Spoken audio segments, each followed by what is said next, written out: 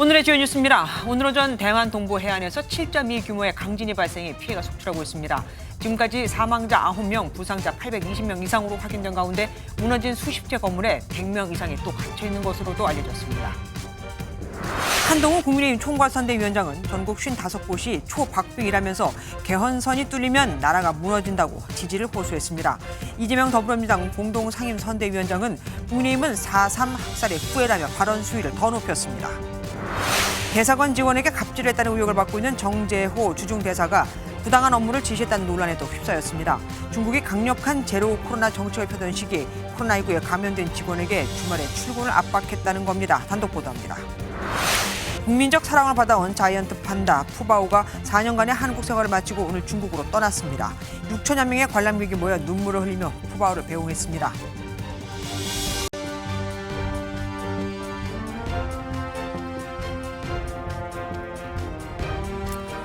오늘 오전 대만에서 규모 7.2의 강진이 발생했습니다.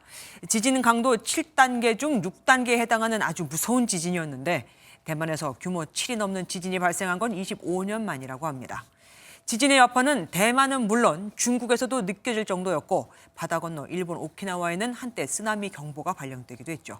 현재까지 대만 정부가 밝힌 사망자 수는 최소 9명, 다친 사람은 820명 이상인데 문제는 건물이 100채 이상 파손되면서 이 안에 아직도 사람들이 갇혀 있다는 겁니다.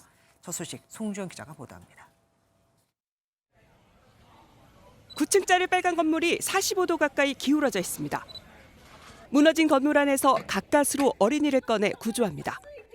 건물 지붕이 떨어져 오토바이가 세워진 인도까지 덮쳤습니다.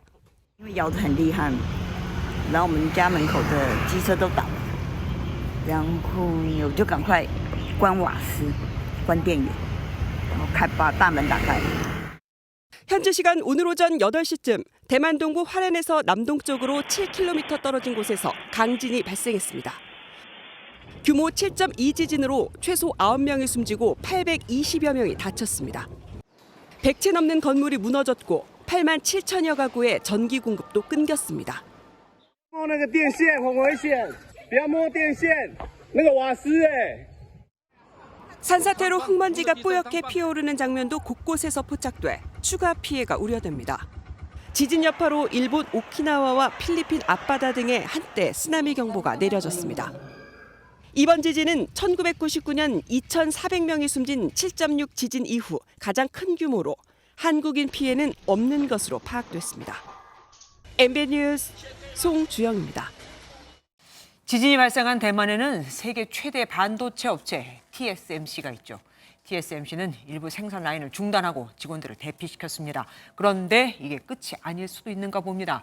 대만 정부가 사나흘 내 강한 여진이 발생할 수 있다고 경고했습니다. 이어서 최희지 기자가 보도합니다. 지진이 발생한 곳에서 160km 이상 떨어진 중국 저장성과 상하이시 등에서도 강한 진동이 전달됐습니다. 마당에 있는 수조의 물이 강하게 출렁이고 천장의 조명들도 좌우로 거세게 흔들릴 정도였습니다.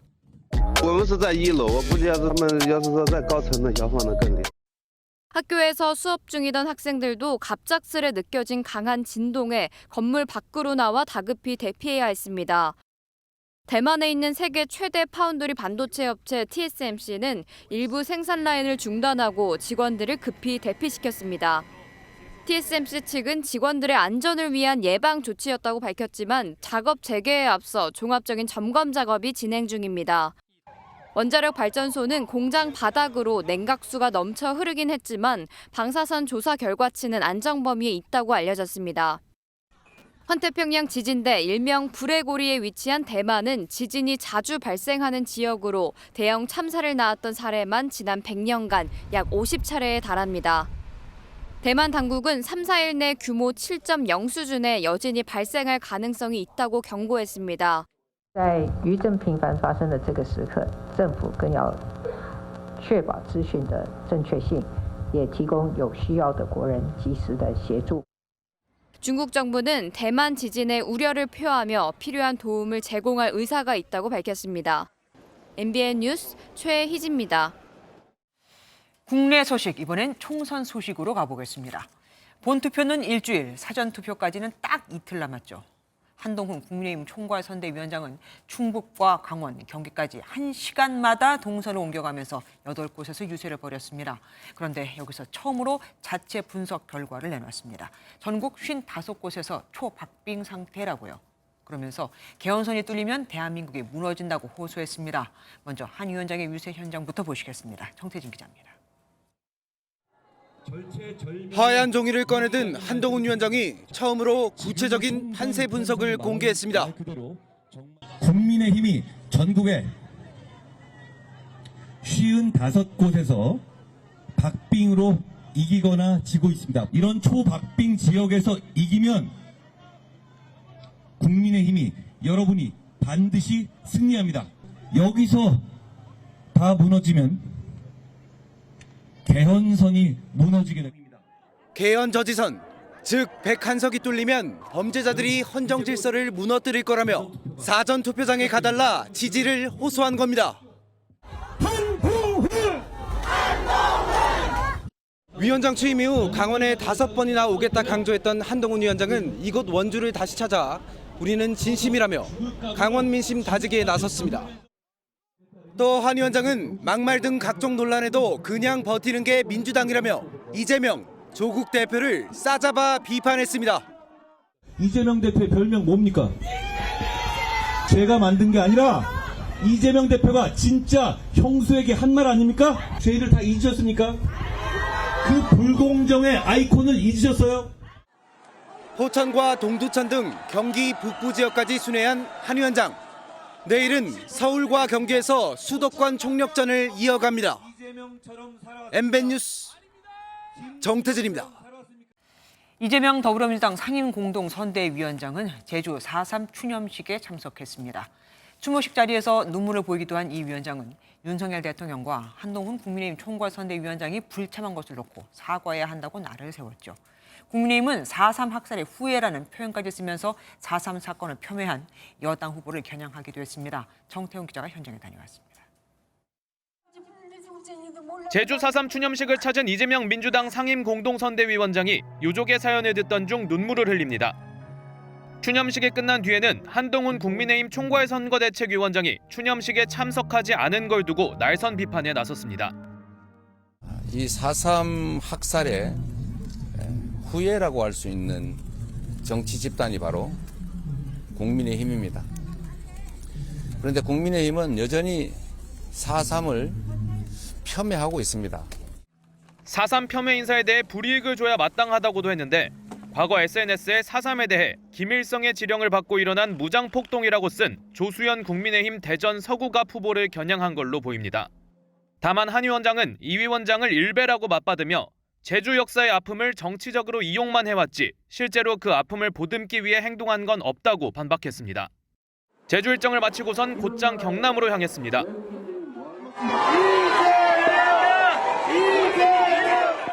전날 재판으로 발이 묶였던 이재명 위원장은 상대적으로 민주당 험지로 분류되는 이곳 창원과 부산에서 뛰고 있는 후보들을 연달아 지원하며 힘을 보탰습니다. 이제는 전쟁으로 치면 백병전 상태입니다. 한 표 누가 가서 찍느냐 이걸로 결판하는 거지. 이 위원장은 내일까지 부울경 지역 집중 유세를 펴고 모레 대전에서 사전투표에 나설 예정입니다. MBN 뉴스 정태웅입니다.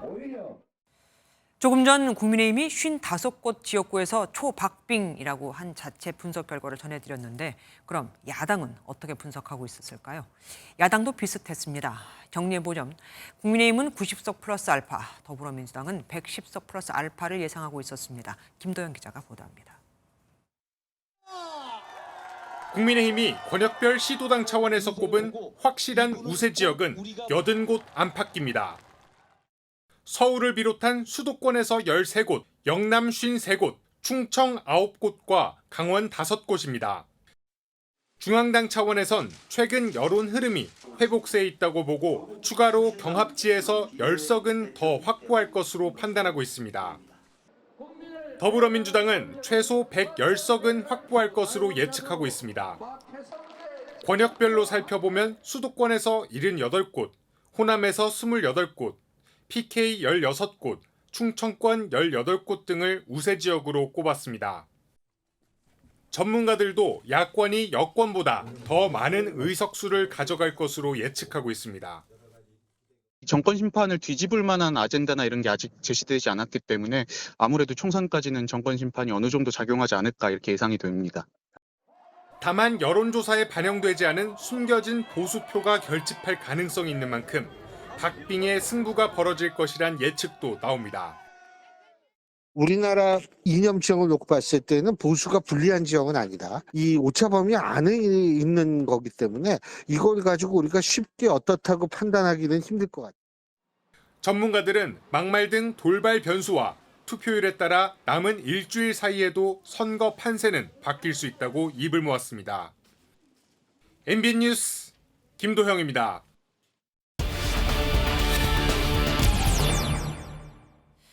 지금 보신 건 각 당의 자체 분석이었고요. 오늘이 여론조사 공표 마지막 날이죠. 이 여론조사 결과 살펴보겠습니다. 정치부 최돈희 기자와 함께합니다. 어서 오십시오. 선거가 이제 딱 일주일 남았습니다. 현재 판세부터 볼까요? 선거가 종반으로 접어들면서 여야 지지층 결집 속에 지지도가 박빙으로 나타나고 있는데요. 네. 섣불리 어느 후보가 당선될지 아직은 예측하기 어려운 상황입니다. 그럼 지역별로 보죠. 아까 말씀해 주셨듯이 여론조사 공표 마지막 날인 오늘 곳곳에서 여론조사 결과가 발표됐습니다. 같이 한번 보시죠. 네. 이번 총선 최대 승부처입니다. 이재명 후보와 원희룡 후보가 맞붙은 인천 계양을입니다. 두 후보 간 격차 3.4%포인트입니다. 오차범위 아닌데 격차가 3%포인트대로 좁혀진 건 이번이 처음입니다. 수도권의 또 다른 승부처인 한강벨트도 안개 속입니다. 다음은 광진갑인데요. 민주당 이정원 후보와 국민의힘 김병민 후보 간 격차는 0.5%포인트로 우열을 가리기 힘든 초박빙 승부가 펼쳐지고 있습니다. 네. 다음은 재선을 노리는 현역 박성준 후보와 삼선 의원 출신인 이혜훈 후보가 맞붙은 서울 중구 성동을 역시 오차 범위 내 접전입니다. 진짜 다 접전입니다. 그러면 막판 판세에 영향을 미칠 만한 요소, 변수라고 할까요? 이런 건 어떤 게 있을까요? 먼저 부동층 민심이 중요합니다. 관련된 조사 결과 하나 보시죠. 네. 전체 응답자의 14%가 아직 투표할 후보를 정하지 못했다고 답했습니다. 그렇게 높은 수치가 아닌 것 같은데요. 이번 총선 전체 유권자가 4,400만 명인 걸 감안하면 여기에 14%를 대입해 계산해보면 최대 619만 명이 아직 후보를 결정하지 못했다고 볼 수 있습니다. 굉장히 많은 숫자네요. 이 표심 영향력이 상당하겠습니다. 네, 그렇습니다. 흥미로운 결과가 또 있습니다. 유권자 10명 중 3명 이상이 선거 일주일 전에 지지 후보를 결정한다고 답했습니다. 특히 선거 당일 결정한다는 응답도 4.5%나 됐습니다. 그래요? 이러다 보니까 앞으로 이 부동층 지지율을 누가 더 많이 흡수하느냐, 이게 이번 총선 승패를 좌우할 걸로 보입니다. 여야 모두 부동층 표심에 사활을 걸면서 지지를 호소하는 이유가 여기에 있습니다. 엎치락 뒤치락하는 박빙의 승부가 이어지고 있습니다. 그리고 그중에 수도권이 26번이나 됩니다. 여기서 우리가 이기면 저희가 이기는 것이고 1000표 이내, 1000몇 개 표 이렇게 결판나는 지역이 전국에 한 50개쯤 됩니다. 선거구가. 이게 한 50개가 사실은 승패를 결정하는데 이 49개 저희가 분석하기로. 그러니까 지금 일주일 남은 이 기간이 충분히 여론이 흔들릴 수 있다 이거 아닙니까? 네, 그렇습니다. 일단 여야 후보들의 자질 논란부터 정부의 의료개혁 대응, 제3지대의 단일화 가능성 등을 지금 변수로 꼽을 수 있고요. 네. 또 하나 중요한 변수죠. 투표율인데요. 선거가 임박할수록 지지층이 결집하는 경향이 있는데 막판에 어느 쪽이 더 결집하고 또 얼마나 투표장으로 향할지도 관건입니다. 또 다른 변수는 뭐가 있을까요? 무엇보다 20, 30대 유권자 표심이 중요할 걸로 보입니다. 앞서 언급한 부동층 가운데 20, 30대 비율이 24% 정도인데 다른 연령대보다 상당히 높습니다. 비율도 비율인데 무엇보다 정당이나 후보에 대한 충성도보다 이슈에 민감해서 예측이 쉽지 않고요. 기존 기성세대와 달리 이슈 민감도가 곧바로 투표율로 직결되지도 않습니다. 여기에 이념보다 실리를 더 따지기 때문에 정권 지원이나 정권 심판이 아닌 기득권 심판으로 가게 되면 여야의 셈법은 더 복잡해질 수 있습니다. 마지막까지 판세는 얼마든지 달라질 가능성이 있다는 겁니다. 끝까지 긴장을 놓을 수가 없겠습니다. 인뉴스 추적 최돈희 기자와 함께했습니다. 고맙습니다. 이화여대 초대 총장의 성상납 발언과 박정희 전 대통령의 성관계, 고종 황제의 성생활 등등 더불어민주당 경기 수원정 김준혁 후보의 과거 막말 후폭풍이 거셉니다. 정제되지 않은 표현으로 상처를 드렸다면서 사과했지만 이화여대 동문과 고종 황제 증손자 등 사퇴 요구가 빗발치고 있거든요. 민주당은 일단 신중한 반응인데 문제는 다른 후보들에게까지 이 불똥이 튀고 있다는 겁니다. 표선웅 기자가 보도합니다. 과거 자신의 발언 때문에 곤혹을 치르는 민주당 경기 수원정 김준혁 후보가 결국 사과했습니다. 파장이 심상치 않다고 보고 민주당이 김 후보에게 사과를 권고하며 수습에 나선 겁니다. 진지한 사과를 한 것으로 저희도 확인했고 또 그 이후에 사과의 의사를 전달하기 위한 여러 가지 과정이 있을 것으로 알고 있습니다. 하지만 민주당에선 역사적 사실에 대한 언급이라며 김 후보를 두둔하는 발언이 나왔습니다. 그리고 실제로 매춘 또는 유사매춘에 그게 이용됐다라는 측면으로 여러 가지 묘사들이 나옵니다. 불똥은 다른 후보들에게까지 튀는 분위기입니다. 2대 출신 의원과 후보들은 왜 이 사안에 대해서 침묵하는 것입니까? 지역 소재 대학이 이런 모욕을 당하고 있는데 끝까지 침묵할 생각입니까? 이런 가운데 고종 증손자와 이화여대 총동창회, 여성단체에선 사퇴 요구가 빗발쳤습니다. 또 이대 총동창회는 내일과 모레 이대와 김 후보 사무소에서 규탄 대회를 열 예정입니다. MBN 뉴스 표선우입니다. 더불어민주당 김준혁 후보가 이렇게 사과했지만 논란이 될 만한 과거 발언은 계속해서 소환되고 있습니다. 역사학자인 김 후보는 김건희 여사를 조선시대 왕비 등과도 비교했었는데 이 과정에서 부적절한 발언을 한 사실이 또 추가로 확인됐습니다. 이병주 기자가 단독 보도합니다. 지난해 1월 올라온 한 유튜브 영상입니다.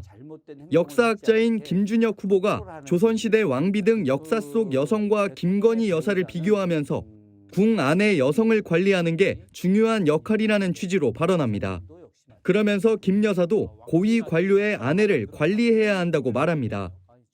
대통령의 내조자 이상의 역할 말고 또 그 고위 관료들이라든가 나머지 공직자의 아내들이 좀 그 남편의 힘을 믿고 오히려 더 오버해서 설치는 일을 하지 않게 하는 일. 시대착오적 성차별성 발언이라는 지적이 나올 만한 대목입니다. 비슷한 시기 올라온 또 다른 유튜브에서는 일본과 미국이 망해가고 있다며 윤석열 정부의 외교 정책을 비판했습니다. 일본도 망해가고 있는 나라고 미국도 망해가고 있는 나라입니다. 쓰러져가고 있는 나라한테 이렇게 친미사대, 친일사대를 하고 있다. 이에 대해 김 후보 측은 앞서 낸 사과문으로 대체하겠다는 입장을 밝혔습니다.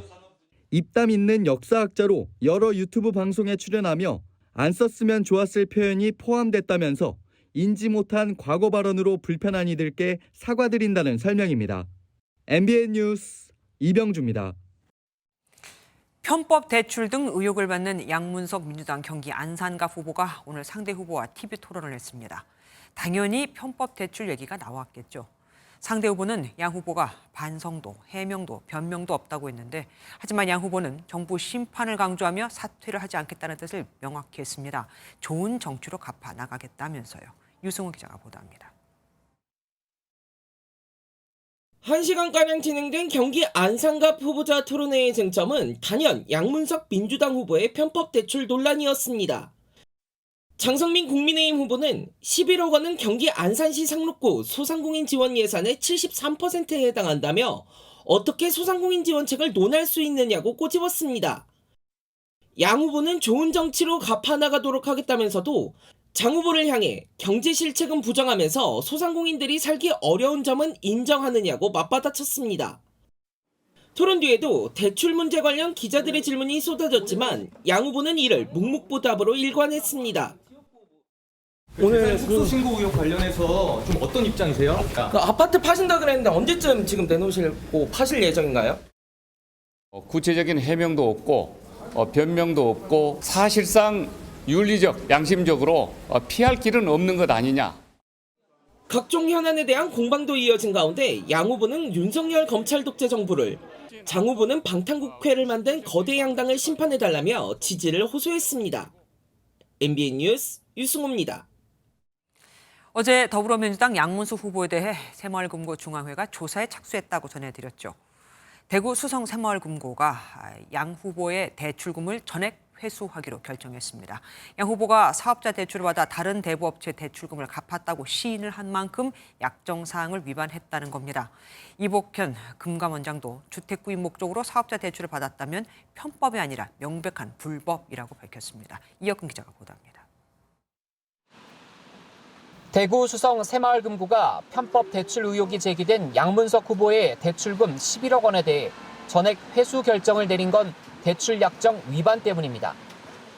여신거래 기본 약정엔 대출 목적과 달리 대출금이 사용될 경우 대출금을 회수할 수 있다고 명시돼 있습니다. 양 후보는 편법 대출 의혹이 제기되자 딸의 사업자 대출로 받은 11억 원 가운데 6억 원을 서울 서초구 아파트 매입 시 대부업체에서 빌린 돈을 갚는 데 썼다고 시인한 바 있습니다. 결과적으로 주택 매입 대출금을 갚기 위해 사업자 대출을 받은 셈입니다. 용도의 사용, 그러니까 사업 운전자금으로 사용하지 않았다라는 거를 확인했다는 거죠. 중앙회는 다만 이것이 편법인지 불법인지에 대해선 판단하지 않았다고 덧붙였습니다. 이에 따라 대구 수성금고는 내일 양 후보 측에 등기 우편으로 환수 조치 통보를 보낼 예정입니다. 앞서 양 후보는 집을 팔아 대출금을 갚겠다고 밝힌 바 있습니다. 이와 별개로 금융감독원도 중앙회와 함께 현장 검사에 들어갔습니다. 이복현 금감원장은 주택 구입 목적으로 사업자 대출을 받았다면 편법이 아니라 명백한 불법이라고 강조했습니다. 사안 자체가 복잡하지 않은 데다 국민적 관심사인 만큼 중간 발표를 할지 오늘 내일쯤 판단하겠다고 덧붙였습니다. MBN 뉴스 이혁근입니다. 총선 후보자 간 경쟁은 유세장에서 그치지 않습니다. 후보자 토론회에서 만난 인천 계양을의 이재명 더불어민주당 후보와 원희룡 국민의힘 후보도 열띤 공방을 벌였는데 재개발 대상 아파트 이름을 하나만 대보라는 질문을 놓고 승강이가 이어지기도 했습니다. 강영호 기자가 보도합니다. 명룡대전의 주인공 이재명 민주당 후보와 원희룡 국민의힘 후보가 토론회에서 만났습니다. 윤석열 정부 2년간 경제가 폭망했다며 포문을 연 이 후보는 원 후보의 재개발 국비 지원 공약을 사탕발림에 비유했습니다. 사탕발림 아니냐.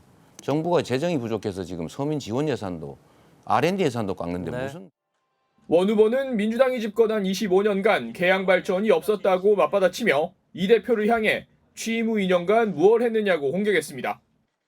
2년 내내 제가 국토부 장관이었습니다. 김포공항 이전에 대해서 단 한마디 말을 꺼내본 적이라도 있는지. 재건축 추진 아파트 이름을 놓고 신경전도 벌어졌습니다. 하나만 얘기해 보시죠. 아니 지금 기억이 안 난다 하니까 뭘 자꾸 물어보십니까? 이광재 민주당 후보와 안철수 국민의힘 후보가 맞붙는 경기 분당 갑에서도 설전은 펼쳐졌습니다. 정치력을 갖기 바라고. 그다음 왜 안철수 후보를 지지했던 조정래 선생님은 저 후보대 회장이 되고 있고 2012년 정치자금법 위반 처분 이런 불법 정치자금 수수 관련 정과 기록 3번 있습니다. 두 사람은 서울공항 이전 문제나 주거교통 공약을 놓고도 공방을 이어갔습니다. MBN 뉴스 강영우입니다.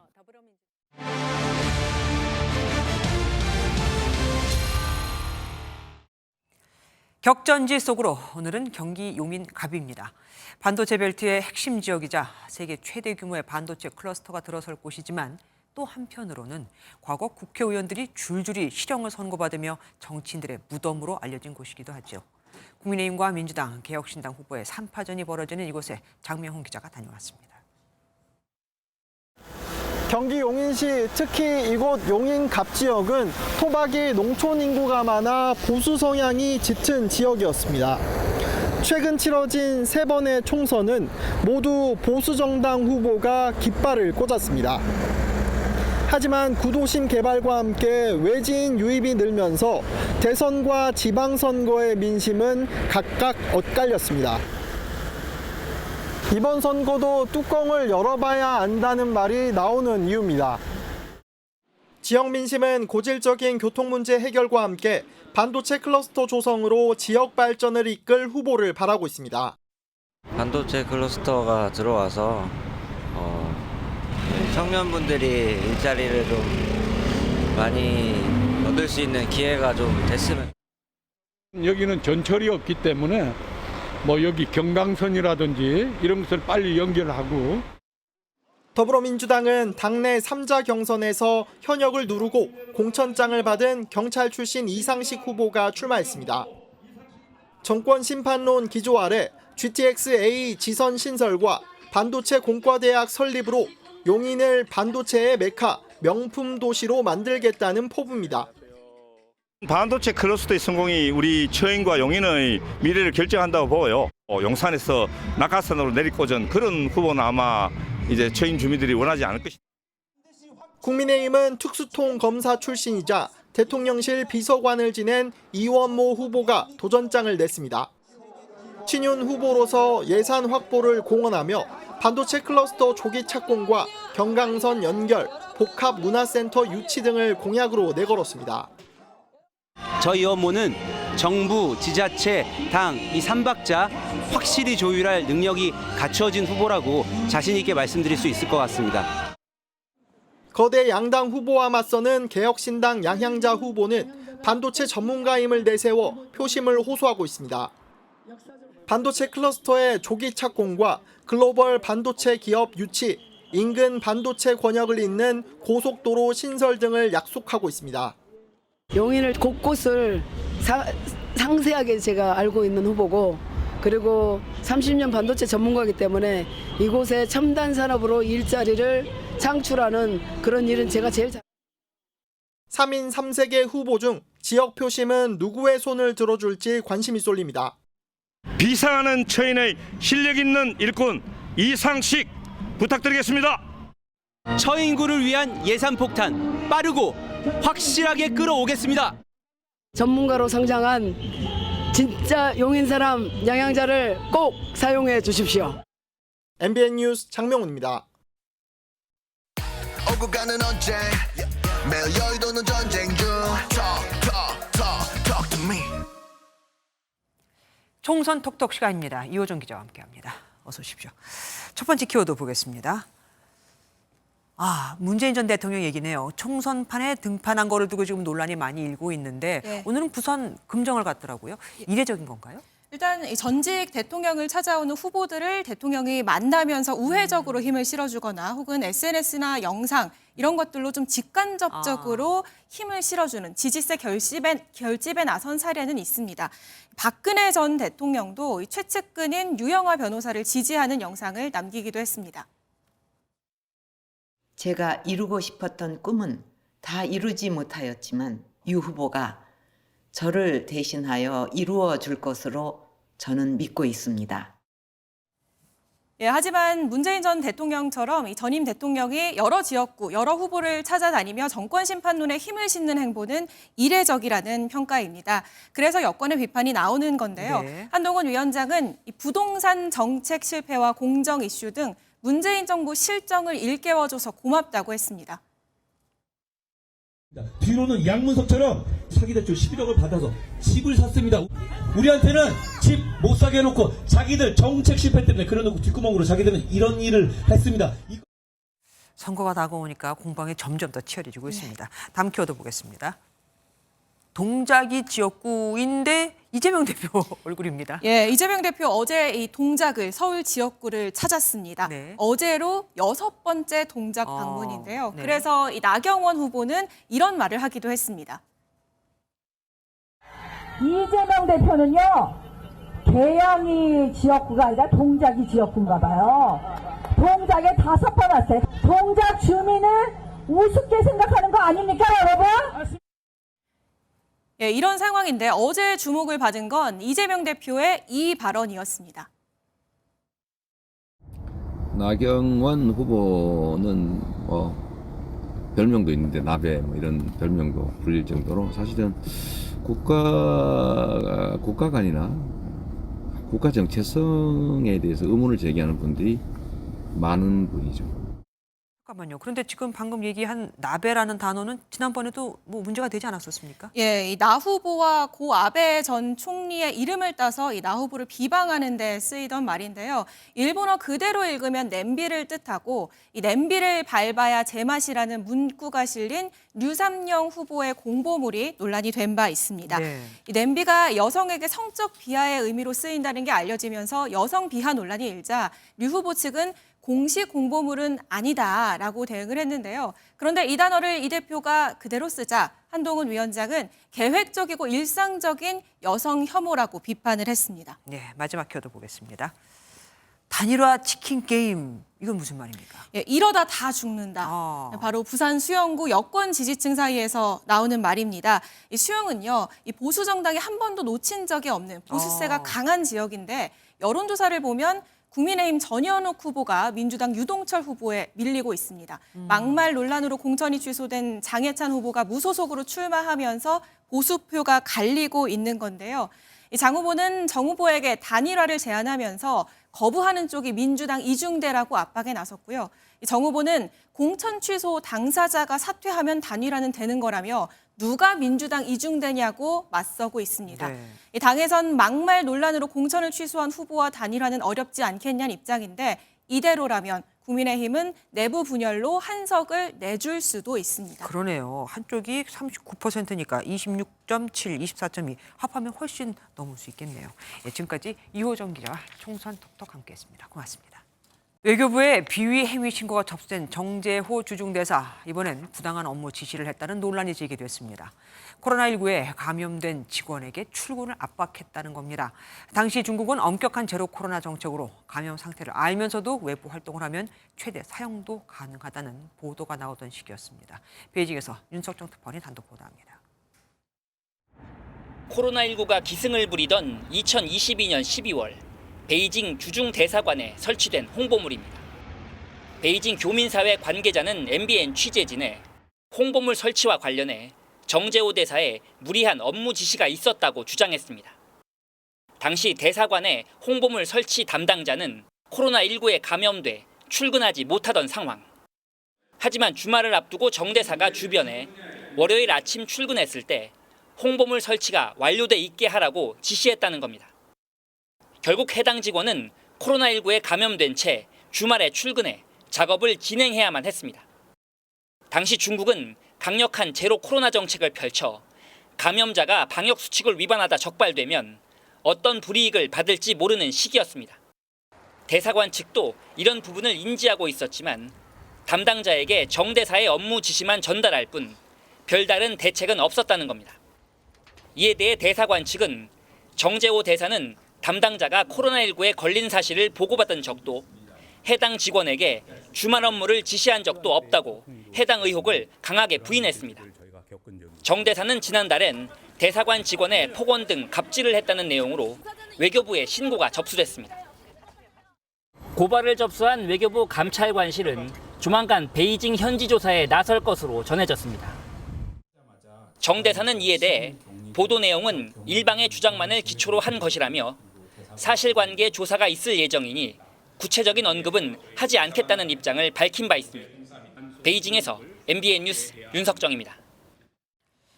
북한이 중장거리 고체 연료 극초음속 미사일 화성포 16 나형 시험 발사에 처음으로 성공했다며 발사 모습을 공개했습니다. 김정은 위원장은 이로써 모든 미사일을 고체 연료화했다고 자평했는데 우리 군 당국의 판단은 다릅니다. 비행거리 등이 과장됐다는 겁니다. 권영봉 기자가 보도합니다. 활공체형 탄두를 장착한 미사일이 고체 연료의 특징인 치마 모양으로 퍼지는 화염을 내뿜으며 하늘로 솟구칩니다. 1차 정점 고도 101.1km, 2차 정점 고도 72.3km를 찍으며 비행하여 사거리 1000km 기해선의 조선 동해상 수역에 정확히 안착됐습니다. 미사일이 처음에 상승했다가 하강한 뒤 다시 약간 상승하는 변칙 궤적으로 날았다는 의미로 해석됩니다. 발사 모습을 지켜보던 김정은 국무위원장은 모든 미사일을 고체 연료화했다며 미사일 체계의 완벽한 완성을 선언했습니다. 지금 완전 무결하겠다고 보기는 어렵죠. 비행 능력과 성능을 좀 더 높이는 그런 시험을 중점을 할 것 같고, 앞서 이 미사일 사거리를 600여 킬로미터로 분석한 합동참모본부는 북한이 비행 거리를 과장했다고 평가했습니다. 2단 엔진의 점화를 의도적으로 지연시키고 엔진 연소 중 비행 방향을 변경했다는 주장은 가짜란 겁니다.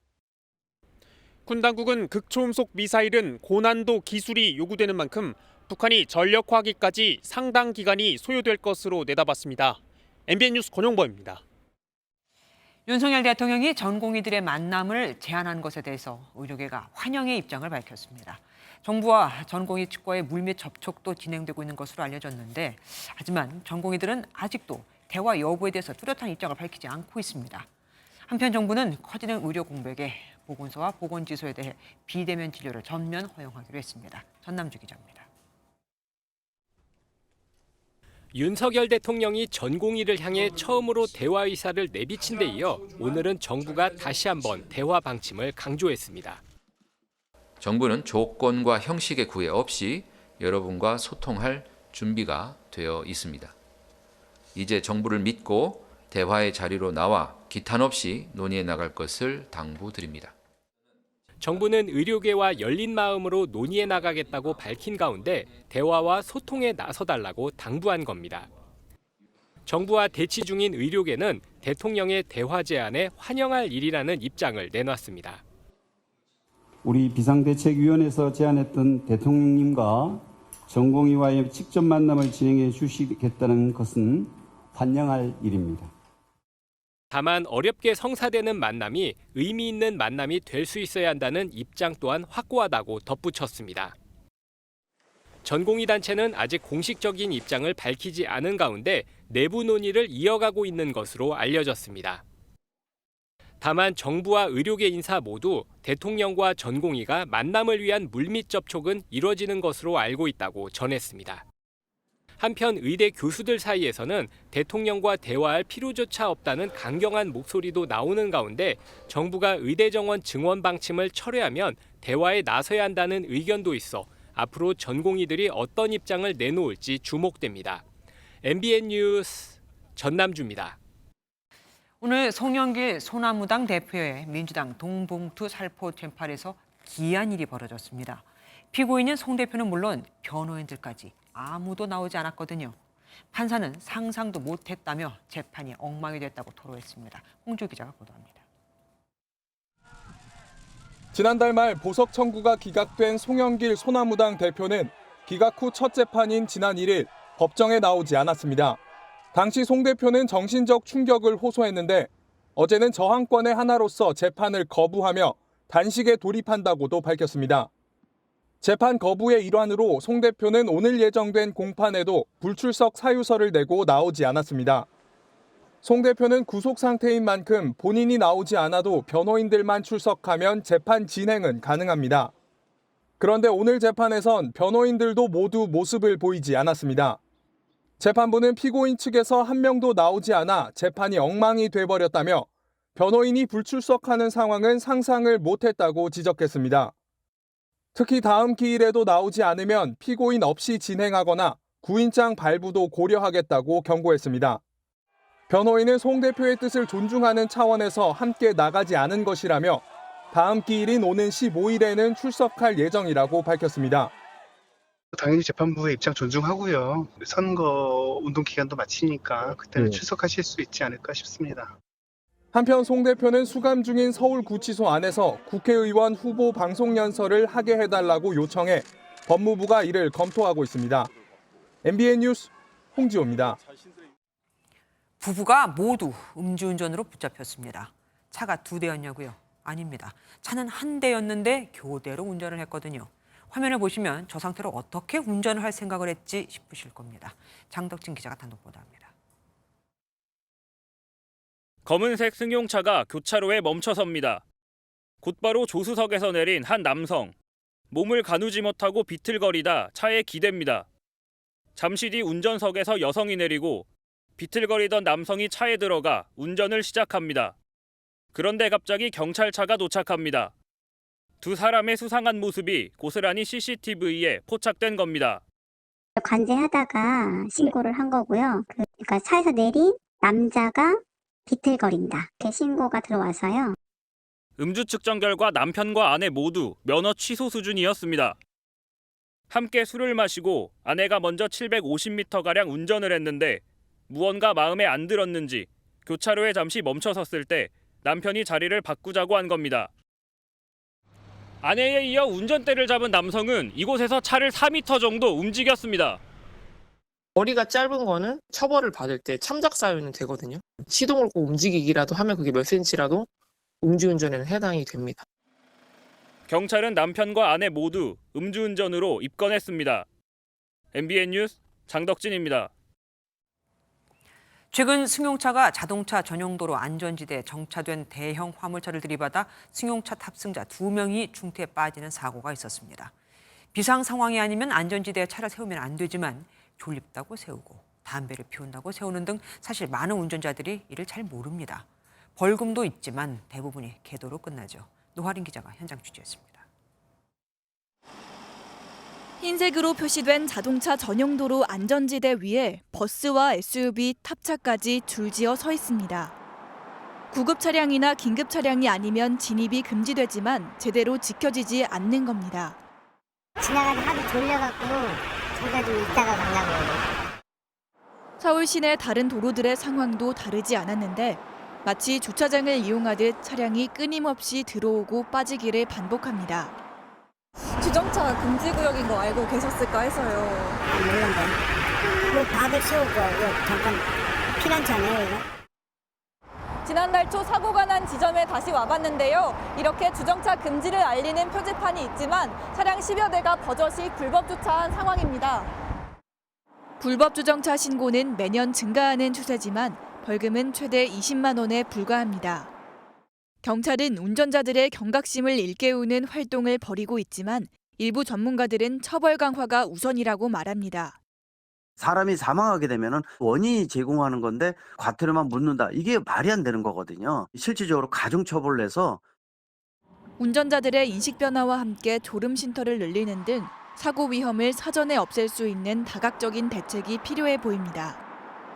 MBN 뉴스 노하린입니다. 고용노동부가 제2금융권 자율에 맡겼던 비정규직 차별 개선 실적을 점검해본 결과 제대로 지킨 곳을 찾기 힘들 정도인 것으로 나타났습니다.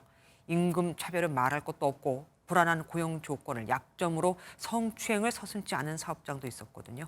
아메리칸 마인드라면서 여직원의 정수리에 입술을 갖다 댄 임원도 있었습니다. 이상엽 기자가 보도합니다. 총 자산 규모로 업계 중상위권 이상인 국내의 한 저축은행입니다. 고용노동부는 지난달까지 3개월간 이곳에 비정규직 차별과 성희롱 같은 노동관계법 위반 행위가 없었는지 들여다봤습니다. 네, 비정규직이란 그거는 전혀 없었어요. 그걸로 점검을 나오신 건 맞는데 저희는 그 부분에 해당 사항이 없습니다. 이곳을 포함한 제2금융권 사업장 35곳을 조사해보니 단 한 곳을 제외한 모든 사업장에서 위법 행위가 적발됐습니다. 한 저축은행은 대출 업무 근로자에게 주는 생일 축하금 10만 원을 단기 근로자에겐 한 푼도 지급하지 않았습니다. 한 달 31만 원인 식대에서 기간제라는 이유만으로 6만 원을 깎은 카드사도 있었습니다. 동일 노동을 한다면 기간제 근로자라고 해서 차별해서는 안 되지만 지켜지지 않았습니다. 적발된 사업장 가운데 14곳은 성희롱을 하거나 임신 근로자에게 시간 외 근로를 강요했습니다. 한 저축은행 임원은 아메리칸 마인드라며 여직원 정수리에 입술을 갖다 대거나 여직원을 한 명씩 껴안기도 했습니다. 고용부가 제2금융권을 대상으로 기획 감독을 벌인 건 이번이 처음입니다. 지난 연말 발표한 비정규직 차별 예방 가이드라인이 잘 지켜지고 있는지 점검했다가 이번에 충격적인 실태를 확인하게 됐습니다.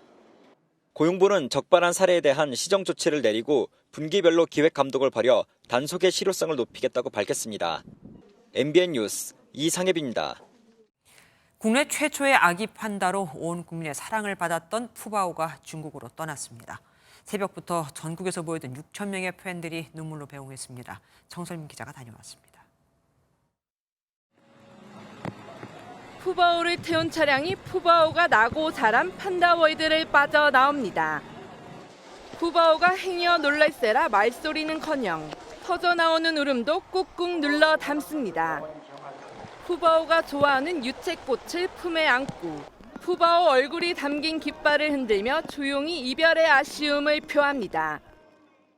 비록 차 안에 있는 푸바오를 직접 볼 순 없지만 수많은 팬들이 찾아 고향을 떠나는 푸바오에게 작별 인사를 전했습니다. 비 내리는 날씨에도 새벽부터 전국에서 모여든 6천 명은 푸바오의 새 출발을 응원했습니다. 푸바오 중국 가서도 행복하고 앞으로 잘 지내고 할아버지랑 우리 한국 사람들 꼭 기억해. 코로나19로 힘들 때 태어나 이름처럼 행복을 주는 보물이 되어준 푸바오에게 고마움을 전했습니다. 사는 게 너무 힘든데 애기 볼 때면 너무 힘이 나고 뭘 해도 행복하고 그랬는데 푸바오 이모가 꼭 갈게. 반도체 수송에 쓰이는 무진동 차량을 타고 공항에 간 푸바오는 전세기를 타고 중국으로 향했습니다. 푸바오 할아버지 강철원 사육사가 갑작스런 모친상에도 중국까지 동행해 푸바오의 적응을 돕습니다. 100년이 지나도 우리의 영원한 아기 판다야. 할아버지에게 와줘서 고맙고 감사하다. 푸바오 사랑해. 1354일간 한국에서 행복을 선사한 푸바오는 중국 스촨성의 선수핑 기지에서 새 보금자리를 틀 예정입니다. MBN 뉴스 정상민입니다. 주택 경기 침체와 PF 부실로 공사가 중단되는 아파트 단지가 늘면서 아예 입주를 포기하고 계약금 등을 돌려받는 계약자가 늘고 있습니다. 돈을 돌려주는 곳은 보증을 섰던 주택도시보증공사 허그인데 안 그래도 지금 허그는 전세 사기 보증금 지급으로 힘들죠. 덩달아 허그의 손실도 더 커지고만 있습니다. 이승훈 기자입니다. 인천 신흥동 3가에 있는 아파트 건설 현장입니다. 시공사의 자금난으로 지난해부터 건설이 중단됐습니다. 최고요? 금이 1년 됐을 거예요. 땅 파가지고 진행이 됐으니까 10%도 안 됐을 것 같은데요. 그러자 전체 440가구 중 75가구가 분양권을 포기하고 이미 낸 계약금과 중도금을 돌려달라고 허그의 환급 이행을 신청했습니다. 30가구 이상 아파트 단지는 반드시 허그의 분양보증에 가입해야 하는데 공사가 중단되면 허그는 새 시공사를 찾거나 이미 낸 계약금과 중도금을 돌려주는 방식을 택하게 됩니다. 하지만 새 시공사를 찾더라도 공사비가 올라 가구당 분담금이 크게 늘었기 때문에 환급을 택하는 계약자가 크게 늘었습니다. 시공사가 부도가 나면 타전을 하게 됩니다. 잘 하려고도 안 하고. 그리고 공사비는 확 오릅니다. 수분랜드 입장에서는 여러 가지 불편한 상황들을 감내해야 되는. 허그 입장에서는 일종의 보증사고가 발생하는 겁니다. 30가구 이상 아파트 단지에서 발생한 보증사고는 지난해에만 14건, 피해액으로는 1조 1,200억 원에 달합니다. 올해에도 2월까지 벌써 5건이 발생했습니다. 문제는 전세 사기 여파로 이미 4조 원의 적자를 기록한 허그 재정이 더 부실해질 수 있다는 겁니다. 돈을 먼저 물어준 허그는 시행사나 조합에 구상권을 청구해 돈을 돌려받거나 사업장을 공매에 넘겨야 하지만 분양 경기가 좋지 않아 손실만 더 커질 전망입니다. MBN 뉴스 이승훈입니다. 요즘은 컴퓨터나 휴대전화 외에도 TV와 냉장고, 세탁기 등 사실상 모든 가전에 인공지능이 도입된다고 해도 과언이 아니죠. 침체되는 가전시장에서 차별화를 위한 전략인데 특히 중국 업체들의 저가 물품 공세에 우리 기업들은 고급화와 거대화 전략을 앞세우고 있습니다. 어떻게 고급화됐는지 한번 보실까요? 김종민 기자가 소개해드립니다. 냉장고 터치스크린으로 에어컨을 가동시키고 식재료 종류를 스스로 인식해 유통기한도 알려줍니다. 인공지능이 탑재된 세탁기는 세탁물의 오염도와 건조도를 감지해 알맞은 세제를 넣어주고 건조 시간도 알아서 조절합니다. 스마트띵스로 연결된 모든 제품이 나의 상황에 맞게 작동해서 집안일의 수고를 덜어주죠. 인공지능 로봇이 가전을 직접 작동시키고 집안에 비상 상황이 생기면 주인에게 알려주기도 합니다. TV는 화질과 볼륨을 알아서 조절해주고 선호하는 사진 몇 장을 고르면 8,500만 가지 화면 중 가장 적합한 모드로 설정해줍니다. AI가 일상생활에 맞는 수준으로 맞춤 서비스를 제공하다 보니까 시청자의 의도라든가 니즈까지 파악을 해서 그거에 맞춤으로 분류해주는 게 가장. 글로벌 가전 시장은 코로나19로 수요가 폭발했던 2020년 이후 침체를 겪고 있습니다. 업체들은 인공지능 기능을 추가하며 차별화하고 있는데 이 시장을 선점하기 위한 기싸움도 치열합니다. 저희들이 얼마 전에 만들어낸 업가전이라고 이야기하는 것들, 그게 AI 가전의 사실 시초가 되겠습니다. 우리 제품에 하나씩 녹여 들어가면서 어떻게 빨리 소비자들한테 그 혜택을 누리게끔 하고 밸류를 줄 수 있느냐가 저는 중요한 거죠. 시작은 저는 그렇게 중요하지 않다고 생각을 합니다. 앞으로 출시되는 가전의 인공지능 기능이 강화될수록 기기 간 연결성과 사용자의 편의성은 더욱 확대될 전망입니다. MBN 뉴스 김종민입니다.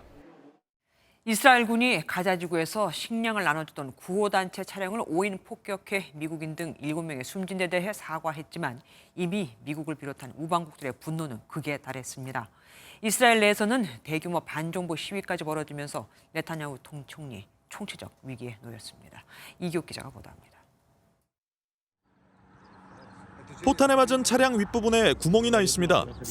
내부는 전소돼 뼈대만 남았는데 타담한 구호단체의 마크가 덩그러니 놓여 있습니다. 가자 지구에서 활동 중이던 국제구호단체 차량에 이스라엘군이 공습을 가해 미국과 영국, 호주 등 국적을 가진 직원 7명이 숨졌습니다. هذول اللي بيعملوا طعم للنازحين من غزة وإشي وما شفنا اليهود إلا ضاربين الأجانب اللي بقلبهم وهي اللي صار. 이스라엘 측은 즉각 5인으로 인한 공습이었다며 유감을 표했지만 미국은 원색적인 표현으로 불편한 심기를 드러냈습니다. We were outraged to learn of an IDF strike, but we expect a broader investigation to be conducted and to be done so in a swift and comprehensive manner. We hope that those findings will be made public and that there is appropriate accountability held.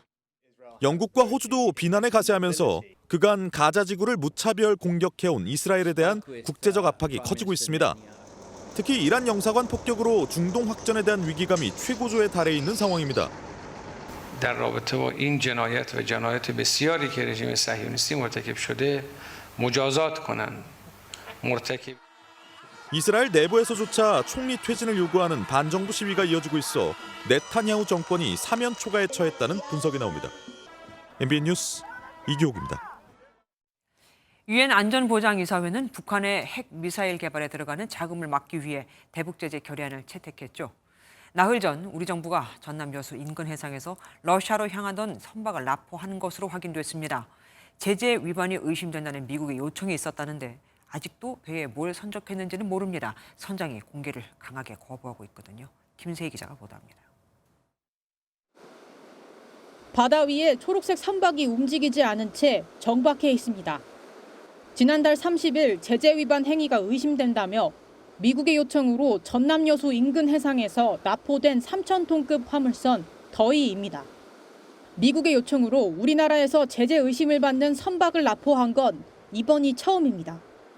선박은 이전에 토고 국적이었지만 현재는 국적이 없는 상태인데 납포 당시 중국인 선장과 중국 인도네시아 국적 선원 13명이 탑승했다고 전해집니다. 해당 선박은 북한에서 러시아로 향하던 중이었지만 선장은 중국에서 무연탄을 싣고 러시아로 향하고 있다고 주장하며 화물창 개방을 거부하고 조사에 불응한 상태입니다. 중국을 우회하거나 중국을 제3국 세탁지로 해서 편법으로 물자를 반입하는 경우가 대북 제재 망에는 상당히 구멍이 많다 이렇게 봅니다.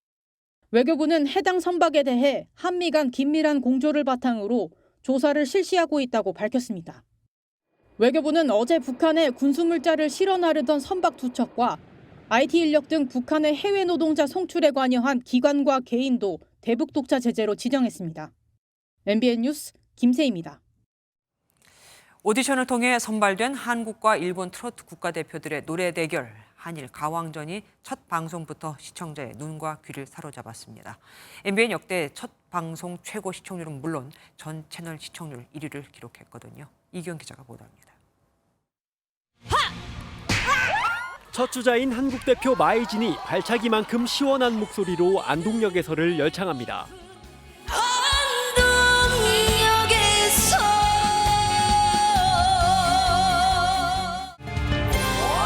일본 대표는 국민 여동생 아이코. 귀여운 이미지와 달리 애절한 목소리로 감성 가득한 무대를 선보입니다. 첫 방송의 하이라이트는 단연 현역가왕 우승자 전유진이었습니다.